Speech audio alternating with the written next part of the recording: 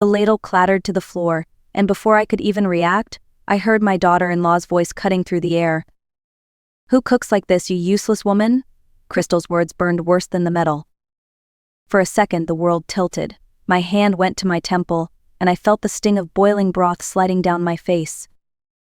In the living room, my son Andrew didn't move. He didn't come running. He just reached for the remote and turned up the television volume.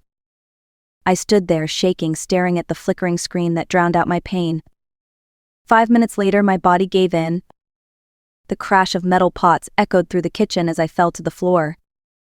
"Mom, what did you do?" Andrew whispered, frozen at the doorway. "Not, are you okay? Not what happened. Just blame." Lying on the cold tile, surrounded by soup and shattered dishes, I felt something break deep inside me, something that would never quite heal again. But what neither of them knew in that moment was that I still had one last card to play. A card my late husband had left me, hidden away like a secret. One that would change everything. And this time, I wouldn't be the one left on the floor. My name is Mary Whitfield. I am 70 years old, and until a year ago, I believed family was the one thing you could always trust. When my husband Mark passed away from a sudden heart attack, I thought my life had simply ended alongside his. We had been married for 45 years. He was my home, my anchor, the quiet rhythm of my everyday. After the funeral, the house we'd built together felt too big, too silent. The ticking of the clock became unbearable. That's when Andrew called. "Mom, you can't live alone anymore," he said, his voice warm with concern. I wanted to believe him. I wanted to believe I still mattered. So I sold the only house I'd ever known and moved across the state to live with Andrew and his wife, Crystal. Their home was beautiful, gleaming hardwood floors, white marble counters, everything in perfect order. Crystal greeted me with a practiced smile. "Welcome, Mary," she said, extending her hand instead of her arms. No hug, no mom, just my name as if I were a tenant, not family. I tried to fit in, to help around the house. Every morning I brewed fresh coffee, cooked breakfast, and left little notes wishing them a good day. Andrew barely looked up from his phone when he mumbled, "Thanks, Mom." Crystal would glide in later, her hair flawless, her robe expensive, and her tone sharp. "The eggs are too salty. The coffee's too watery. The kitchen smells like grease." Each comment chipped away at me, small cuts you can't see but feel every second. I smiled, nodded, and tried harder the next day. I thought if I kept giving, eventually they'd love me back. But love doesn't grow where respect has already died. It happened on a quiet Sunday afternoon. Andrew was in the living room, watching a football game, his laughter echoing faintly down the hall. I was in the kitchen, carefully chopping carrots for his favorite chicken soup, the same recipe I used to make when he was a boy, with scraped knees and a smile that could light up my world. I wanted it to be perfect. Maybe, I thought, a simple meal could bring back a trace of warmth between us. Then Crystal's voice sliced through the air. "What on earth are you making now?" She stormed into the kitchen, her heels clicking sharply against the tiles. "Soup for dinner," I said softly, still stirring the pot. "It's Andrew's favorite." She peered into the pot with disgust. "This looks like pig slop," she snapped. "How much salt did you dump in? Are you trying to poison us?"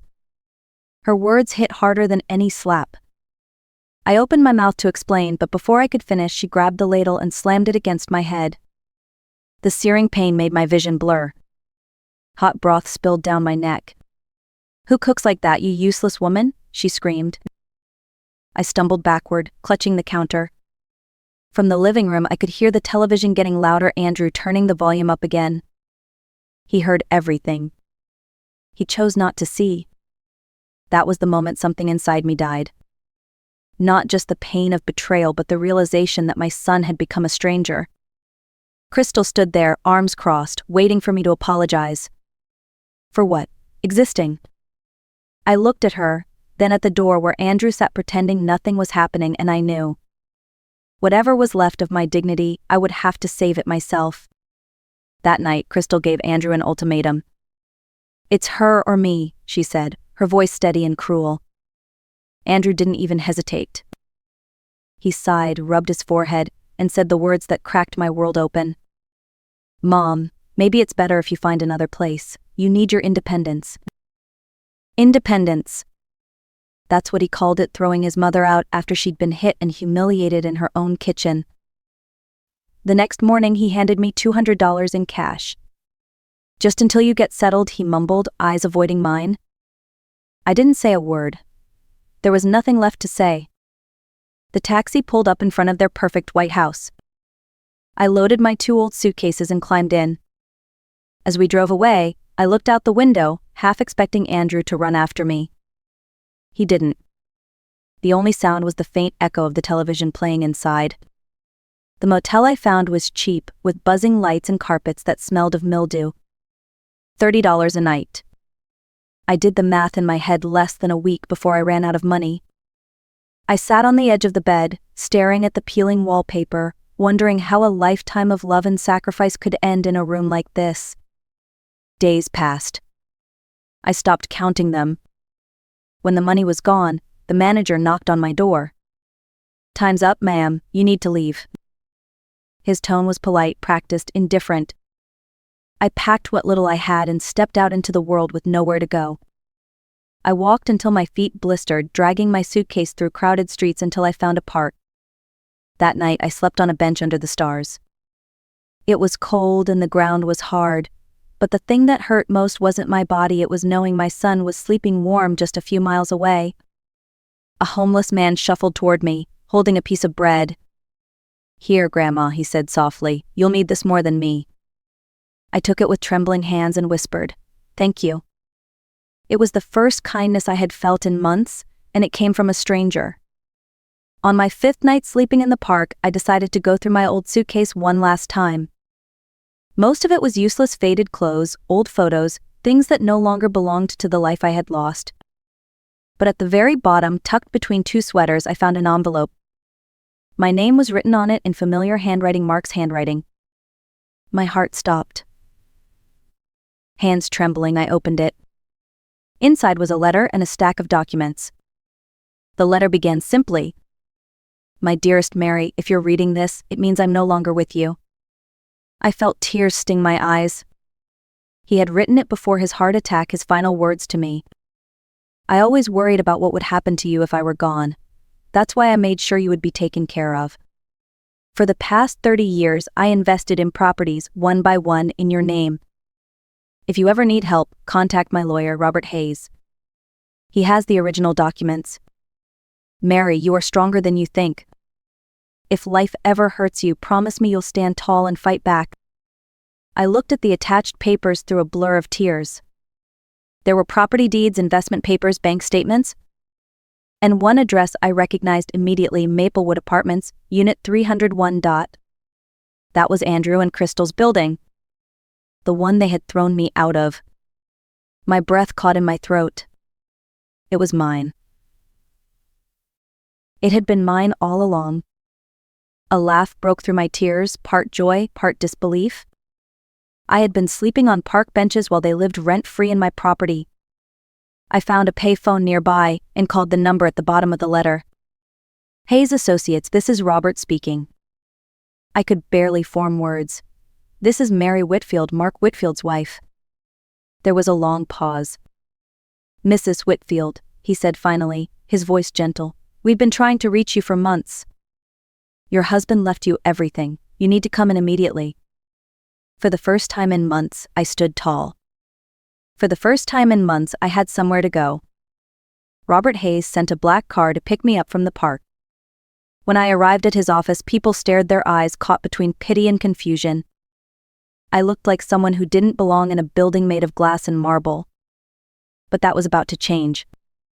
Robert was kind, professional, and surprisingly warm. He explained everything carefully, spreading the documents across his desk. "Your husband left you 13 properties, Mrs. Whitfield," he said. "Several apartment buildings, some commercial spaces, plus investments and savings. In total, your estate is worth over $10 million. $10 million? I couldn't breathe. I had gone from searching trash bins to owning half the city. Robert continued, "One of those properties, Maplewood Apartments, is currently occupied by your son and daughter-in-law. They've been paying a reduced rent your husband arranged years ago, Only $400 a month. $400. They were living in comfort while I begged for bread. I felt something cold settle inside me, not rage, not joy, just clarity. I want to make changes, I said, quietly. Robert nodded. We can set up a management company in your name to keep things discreet. Call it Westbridge Holdings, I said. And start by updating the rent on Maplewood Apartments to market value $2,500 a month. He looked at me carefully. Are you sure? Completely. That night, I checked into a downtown hotel 5 stars, paid with my own money. I filled the tub with steaming water and washed away weeks of dirt and shame. When I looked at my reflection afterward, I didn't see the same woman. I saw someone being reborn. In the following weeks, I transformed. A new haircut, soft brown instead of gray. Clothes that fit, colors that gave me back my confidence. I learned how to read financial reports, how to manage investments. Every number, every signature felt like a step toward reclaiming myself. I wasn't the frightened old woman from the park anymore. I was the owner. And soon they would feel what it was like to lose everything they took for granted. Weeks passed, and Westbridge Holdings quietly reshaped everything my husband had left behind. Rental contracts were updated, maintenance improved, and most tenants adjusted without complaint. All except one, apartment 301. Robert called me one morning. Your son has been calling nonstop. He says the rent increase must be a mistake. It's not, I said calmly. Tell him the previous owner's special agreement ended when Mark passed away. He must pay the new rate or leave. Robert hesitated. He's asking to speak directly with the owner. Tell him, I replied. The owner is unavailable. Days later, Robert gave me an update. Andrew's behind on rent already. They're living beyond their means, credit cards maxed out, personal loans, a financed car. The increase hit them hard. I felt no satisfaction, only a deep, cold sense of justice. Crystal blamed Andrew for everything. Their fights became constant, public. The building manager said neighbors heard shouting at all hours, accusations, slammed doors, broken glass. It was as if their perfect life had started to crack from the inside. 2 months later, Robert walked into my hotel lounge with a serious look. Andrew hasn't paid rent in 60 days, he said. We're within our rights to file for eviction. Do it, I said. My voice didn't shake. The process moved fast. Legal notices, court filings, paperwork signed under the name Westbridge Holdings. Every step by the book. It wasn't revenge, it was law. When the court date arrived, Robert stood before the judge on my behalf. Andrew's lawyer argued for leniency, saying the increase had been too sudden. But the documents were clear. Every letter, every notice legally correct. The ruling came quickly. Tenant must vacate the property within 10 days, the judge declared. Crystal exploded in fury, shouting about unfair treatment, about heartless landlords. Andrew just stood there, hollow, silent, eyes empty. From the back of the courtroom, where no one recognized me, I watched the scene unfold. It was over in minutes. I didn't smile.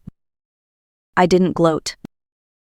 I just whispered to myself, justice doesn't always roar. Sometimes it's silent and final.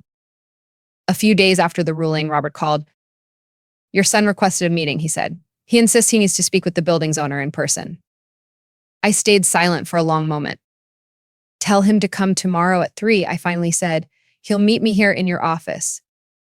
That night, I barely slept. I stood in front of the mirror, rehearsing the words I might say. I didn't want to be cruel, but I needed to be strong. When Andrew arrived the next day, he looked nothing like the confident man who once ignored me in his living room. He had dark circles under his eyes, his shoulders slumped, and his clothes were wrinkled. He froze when he saw me sitting behind Robert's desk. Mom? He whispered, disbelief written all over his face. I gestured toward the chair opposite mine. Sit down, Andrew. He sat slowly, confusion clouding his features. I don't understand, he stammered. Why are you here? Why are you dressed like that? I looked him straight in the eyes. Because I am Westbridge Holdings, I said evenly. His mouth fell open. What? The building you live in, the one you're being evicted from, it's mine. It always was. He blinked as if I had struck him. Dad never said. Your father left everything to me, I interrupted. He trusted I'd know what to do when the time came. Andrew covered his face with both hands. Oh my God, I kicked you out of your own building. I didn't answer. The silence was heavy enough. Finally, he whispered, Mom, I'm sorry I was weak. I let Crystal treat you horribly. I didn't stop her because it was easier to keep the peace than stand up for you. My eyes burned, but I didn't let the tears fall. And now, I asked, do you feel sorry because of what you did or because you finally lost everything? He looked up, ashamed. Both, he admitted. I don't even know who I am anymore. I stood, smoothing the crease of my jacket. You have 10 days to move out, I said quietly. Use them to start figuring that out. Andrew left my office without another word. For a moment, I just stood there, staring at the empty chair where my son had sat, wondering how love could turn into something so fragile. I didn't hate him, I pitied him. But pity doesn't erase consequences. A week later, Robert informed me that Andrew had vacated the apartment a day early. He left the keys, paid what he could, and disappeared with 3 suitcases and a bowed head. Crystal had already gone, rumor was she'd moved in with her parents after blaming him for everything. The perfect couple had crumbled faster than a sandcastle in the tide. With apartment 300 empty, I decided to renovate it, completely new floors, new paint, a fresh start. When it was finished, I rented it to a young nurse and her 2 kids, a family that reminded me of the woman I once was, hardworking, grateful, hopeful. Then I turned to my own life. I left the hotel and moved into one of my smaller houses on the edge of the city, a cozy 2-bedroom cottage with a small garden. For the first time in years, I felt peace. I planted roses, brewed coffee in the morning sun, and began painting again, something I hadn't done since my 20s. On weekends, I volunteered at the local shelter, serving meals to people who had stories like mine. One day, a man approached me. It was the homeless stranger who'd given me bread in the park. Grandma, he said with a grin, you made it. I smiled. Yes, I said softly, I finally made it. 3 months passed before my phone rang one morning. It was Andrew. His voice was steadier now. Mom, I'm working again, a small warehouse job. It's not much, but it's honest. I just wanted you to know I'm trying. I looked out at the roses blooming under the sunlight and replied, I'm glad to hear that. Andrew, keep trying. Maybe forgiveness would come someday. But for now, peace was enough. That evening, I sat on my porch with a cup of tea, watching the sunset paint the sky gold and rose. The house was quiet, the air soft. For the first time in a long time, I wasn't waiting for anyone to come home. I opened my old leather journal and began to write. I've learned that love without respect is just habit. That silence can wound deeper than words. And that sometimes the greatest act of revenge is rebuilding your life until peace replaces pain. I thought about Andrew. Somewhere he was starting over just as I had. Maybe one day we'd meet for coffee, not as a mother forgiving her son, but as 2 people who finally understood each other's scars. I closed the journal and looked at the garden. The roses swayed gently in the evening breeze, full of color, full of life. Mark would have loved this view. In my heart, I whispered, I did it, love. I found myself again. The wind carried the words away, and I smiled. To anyone listening to my story, I want to say this.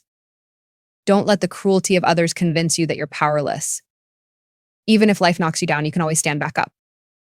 You can rebuild. You can reclaim your worth. And if this story touched you, share it. Because somewhere out there, another forgotten mother might need to hear that it's never too late to rise again. This is my story. My revenge. My peace. My name is Mary Whitfield. And